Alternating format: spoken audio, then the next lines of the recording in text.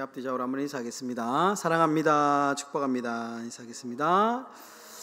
네, 날씨가 많이 추운데 추운 날씨 속에서도 참 예배 잘 나오셨습니다.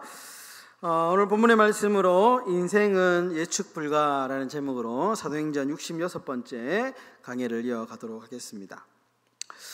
여러분 혹시 소설가 중에 미우라 아야코라는 분이 있는데요, 혹시 아시는 분 있을지 모르겠습니다. 사진을 하나 준비했는데 사진에 보이는 저 이제 여성분이신데요, 일본 분이십니다. 일본 분이신데 아주 신앙이 좋은 크리스천 작가인데요, 아주 유명한 빙점이라고 하는 이제 소설을 쓴 미우라 아야코라는 분이 있습니다. 근데 이분은 원래 소설가, 작가가 아니고요, 원래는 문방구 주인이었다고 합니다. 문구를 파는, 학교 앞에서 문구를 판매하는 문방구 주인이었는데, 그럼 어떻게 이제 이분이 소설을 쓰는 소설가가 되었느냐? 사연이 있습니다. 이분이 원래 이제 소설가로서 이제 그 문방구 주인으로 아주 이제 장사가 잘 됐다고 합니다. 그런데 이제 자기 가게에 조금 떨어진 옆 가게에 이제 어떤 친구분이 하는 문방구가 있었는데, 그 문방구는 너무 안 되는 거예요. 자기 가게에는 손님이 많이 오는데 매출도 좋고 장사도 잘 되는데, 자기 옆에 있는 좀 떨어져 있는 그 문방구에는 파리만 날리는 겁니다. 그래서 이제 이분이 너무 착해가지고 예수 믿는 아주 신앙이 좋은 사람이었기 때문에, 이분이 이제 자기 가게에 사람들이 오면 원래 이제 물건이 있는데도 물건이 없고 저쪽에 가면 물건이 있습니다 이렇게 해서 사람들을 이제 그쪽으로 막 몰아줬다는 거예요. 그런데 이게 선한 마음으로 이렇게 시작을 했는데, 가다 보니까 이제 분위기가 바뀌어가지고 손님들이 이제 그쪽에 가면 자꾸 가는 거예요. 오히려 자기 가게에는 손님이 안 오는 거죠. 이제 좀 가게가 한산해지고 이제 손님이 이제 뜸해졌다는 겁니다. 그러다가 이제 손님이 없으니까 시간이 많이 남지 않겠습니까? 그러면서 이제 남는 시간에 뭘 했냐? 글을 쓰기 시작했다는 거예요. 글. 평소에 이제 책을 읽는 것도 좋아하고 이렇게 이제 했던 분인 것 같은데, 그러니까 이제 평소에 그냥 글을 쓰면서 이제 이렇게 시간을 보냈는데, 그렇게 이제 글을 쓰면서 모은 첫 번째 책이 뭐냐? 빙점이라고 하는 아주 유명한 소설이었다. 이것이 이제 베스트셀러가 되었다라는 것이죠. 그래서 이분이 이제 이 책을 내고 난 이후에 유명한 작가로서 이제 이분이 이제 천국에 이제 가실 때까지 아주 이제 소설가로서 많은 사람들에게 영향을 끼치게 되었다. 삶이 하루아침에 문방구 주인에서 소설가로 하루아침에 이렇게 바뀌게 된 것입니다. 여러분 이런 분들이 참 많죠. 갑자기 어떤 삶에 이제 어떤 전혀 예측하지 못했던 일들이 벌어지기도 하고, 반전이 일어나기도 하고, 이런 어떤 예측 불가능한 것이 우리의 인생이지 않습니까? 연초에 보면 우리가 연초에는 이렇게도 하고 저렇게도 하고 계획을 많이 세우는데, 근데 계획대로 잘 되지 않는 것, 이것이 우리의 인생이다라는 것입니다. 여러분, 오늘 이 성경 이야기는 인생의 불확실성, 인생의 이 예측 가능하지 않는 이 불확실성 앞에서 우리가 어떻게 살아가야 하는지에 대한 지혜를 우리에게 가르쳐주고 있는데요, 성경 말씀을 우리가 좀 이제 돌아와서 우리가 한 주 건너뛰기 때문에 잊어버릴 수도 있는데요, 지금 어떤 상황이냐 하면 바울이 로마로 지금 재판을 받으러 가는 과정입니다. 재판을 받으러 가는 과정입니다.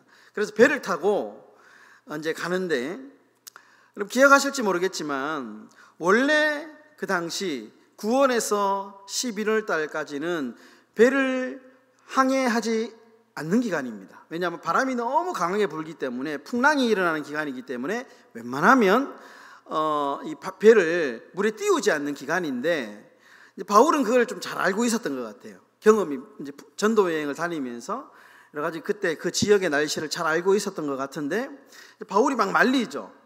지금 항해하면 안 된다. 그러니까 대충 우리가 이제 어디 좀 머물러 있다가 이 바람이 좀 잦아들면 우리가 이제 항해를 해야 됩니다 이렇게 건의를 하지만 사람들이 말을 듣지 않습니다. 대다수의 사람들이 바울의 말을 그냥 한 귀로 듣고 한 귀로 흘리죠. 그런 찰나에 여러분 오늘 13절을 보면 마침 남풍이 순하게 불었다 이렇게 표현이 됩니다. 그러니까 이제 강풍이 부는 것이 아니고 아주 배가 항해하기 좋은 바람이 싹 부는 거예요. 그러니까 바울의 말을 무시했던 사람들 입장에서는 그렇지 내 말이 맞지 바울로 틀렸어. 그러니까 그 항해하면 돼 라고 생각을 하고 이제 항해를 한 것입니다. 남풍을 받아가지고 이제 배가 그때 당시에는 이제 아무래도 뭐 동력선이 아니고 이렇게 이제 그 배에 돛을 달고 바람을 이용해서 가는 배였으니까요. 그런데 이제 뭐 항해를 시작을 했는데 그런데 얼마 지나지 않아서 큰 일이 발생하죠. 이 사람들의 판단이 틀렸다라는 사실이 드러나게 되는데 갑자기 큰 광풍을 만나게 됩니다. 그 광풍의 이름이 뭐냐? 유라굴로라고 하는 광풍을 만나게 됩니다. 여러분 이런 상태가 되자 이제 어떻게 되겠습니까? 배는 이제 통제불능이 되고 배가 이제 막 바람에 날려가지고 이리 갔다 저리 갔다가 하면서 배가 곧 뒤집어질 상황에 처해지게 됩니다. 그러면서 이제 파선을 막기 위해서 사람들이 막 이제 여러 가지 행동들을 하게 되죠. 그 성경을 보시면 거룻배는 노가 없는 배, 이제 비상시에 탈출을 위해서 옆에 달고 다니는 배를 거룻배라고 하는데 이 거룻배를 끌어올려 가지고 단단히 배에 묻기도 하고 배에 있는 짐들을 막 다 버리기도 하고 여러 가지 뭐 이제 자신들의 어떤 경험, 지혜를 가지고 최대한 살아보려고 지금 아둥바둥 지금 이제 몸부림을 치고 있는 겁니다. 그런데 여러분 소용이 있겠습니까? 없죠. 막 없습니다. 아무리 자신들이 알고 있는 지식을 동원하고 경험을 살려 판단을 해도 도저히 해결이 되지 않습니다. 너무 두려운 상황 아니겠습니까? 배가 언제 뒤집어질지 모르는 상황. 그런 엄청난 두려운 상황 속에서 오늘 바울이 22절에 이런 말을 합니다. 이 바울의 말이 참 중요한데요. 27장 22절을 보시면 이렇게 말씀하죠. 내가 너희를 권하노니 이제는 안심하라. 너희 중 아무도 생명에는 아무런 손상이 없겠고 오직 배뿐이리라. 여러분 지금 절망에 빠진 사람들, 너무 두려움에 뭐 정말 할 수 있는 방법을 다 동원했음에도 불구하고 자포자기한 이 사람들에게 바울이 지금 뭐 하고 있습니까? 격려하고 있죠. 사람들을 지금 안심시키고 있습니다. 위로하고 있는 것이죠. 여러분 우리가 인생에 참 예측할 수 없는 이 불확실성, 참 두려운 인생을 살면서 때로는 크고 작은 고난을 만나기도 하고 그런 것들을 우리가 정말 이렇게 잘 이겨나가기도 하고 때로는 길이 없어서 막히기도 하고 돌아가기도 하고 이런 삶을 살아가면서 우리에게 필요한 것이 뭐냐? 오늘 본문은 우리에게 위로가 필요하다 이렇게 말씀을 합니다. 여러분 낙심한 사람, 절망 중에 있는 사람에게 필요한 것은 돈이 아닙니다. 돈이 아니고요 정말 따뜻한 말 한마디, 소망을 주고 정말 가슴을 녹일 수 있는 그런 따뜻한 말 한마디가 너무너무 필요하죠. 제가 아는 어떤 목사님 부부가 이제 미국으로 오래전에 이민을 이제 갔는데 이제 그 목사님 부부의 이제 아들이 한 명 있었습니다. 당시에 초등학교 1학년 아들이었는데 이제 미국 갔는데 이 아들이 적응을 못 하는 거예요. 현지 학교에 적응을 못 하는 겁니다. 너무 힘든 거예요. 학교를 가기 싫어하는 겁니다. 근데 특별히 월요일 아침에 학교를 더 가기 싫어하는 거예요.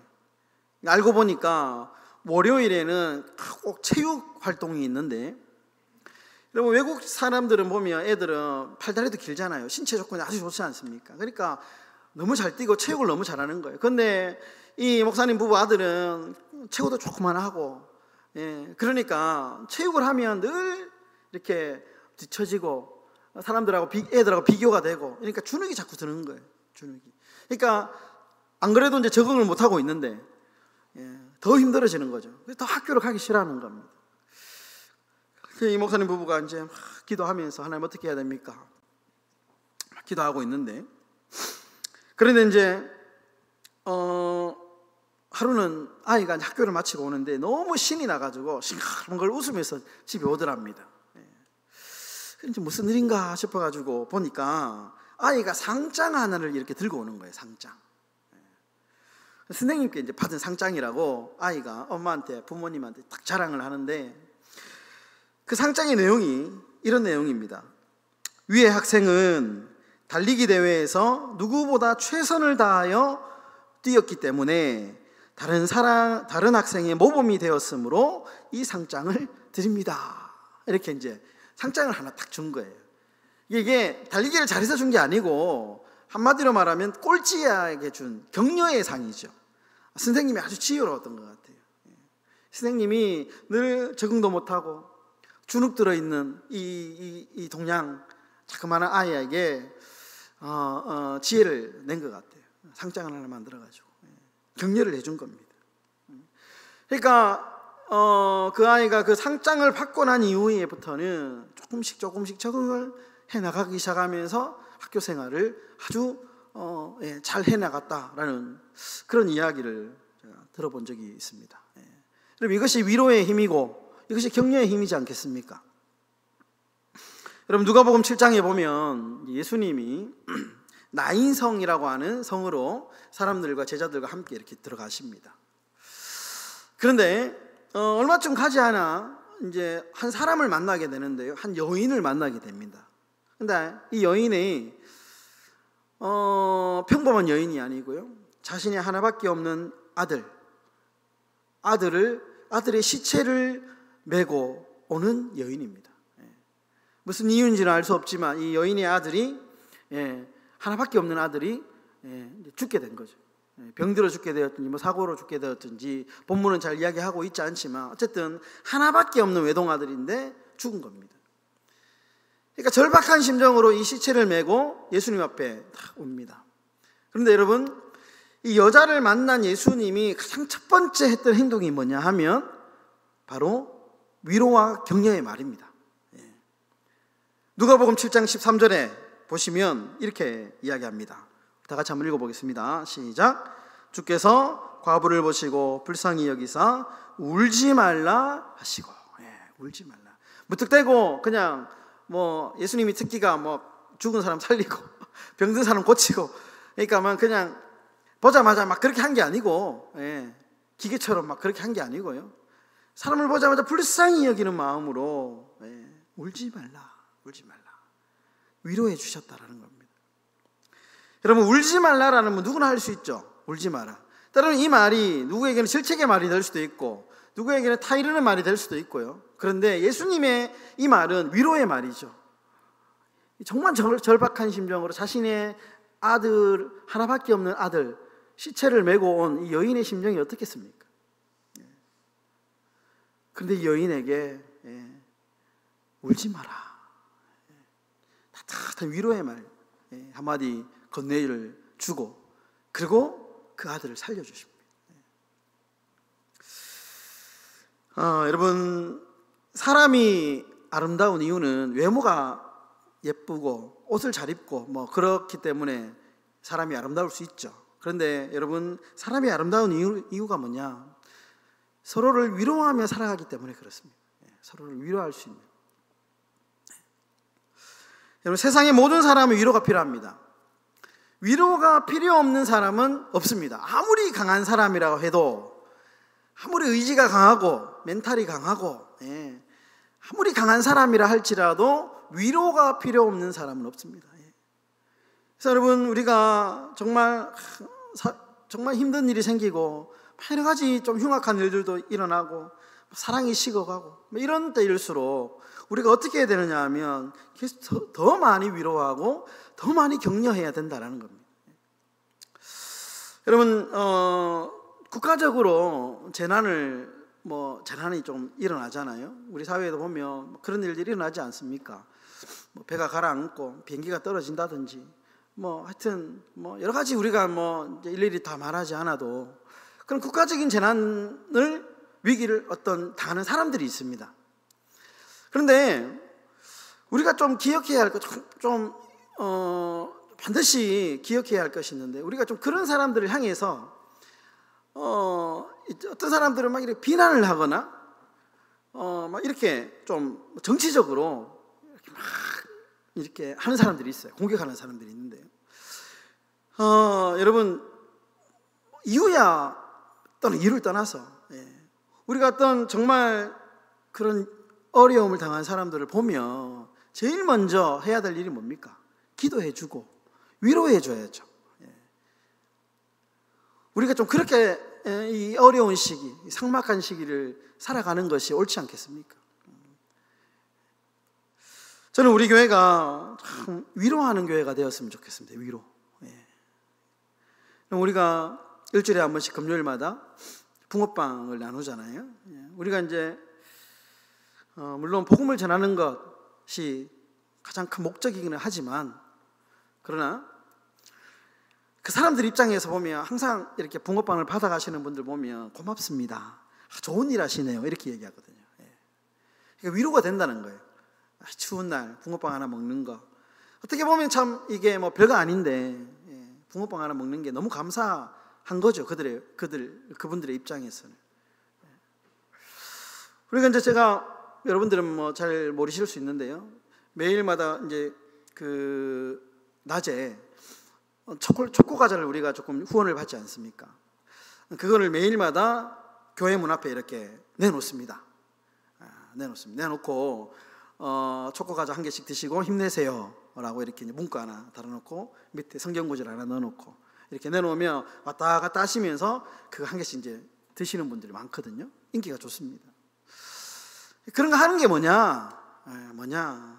저희 이제 좀 바람이 있어요. 우리 교회가 뭐 큰 거 아니지만 좀 교회를 통해서 사람들이 좀 위로받았으면 좋겠다. 좀 하고 싶은 게 많은데 우리 교회가 할 수 있는 거를 해야 되니까요. 지금 그 정도만 하고 있는 겁니다.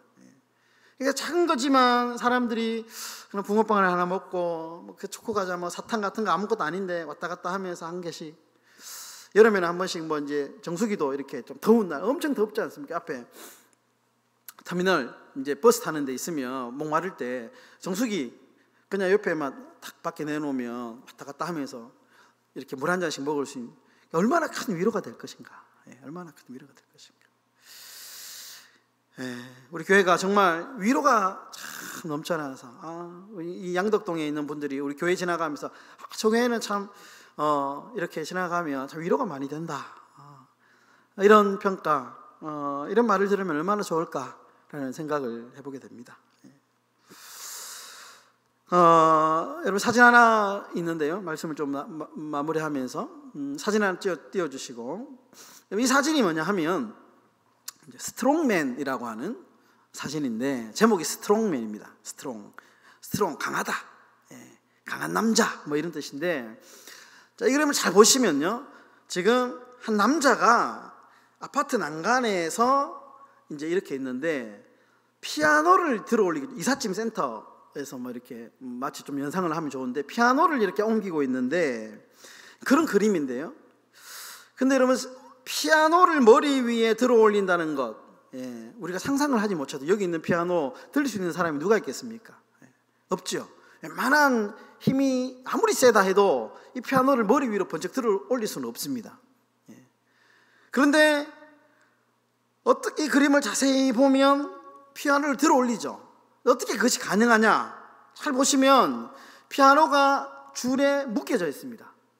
위에 크레인에 이렇게 옥상 끝에 선이 이제 크레인이 연결이 돼가지고요, 이 도르래가 달려 있고 이렇게 당기니까 피아노가 올라가는 거죠.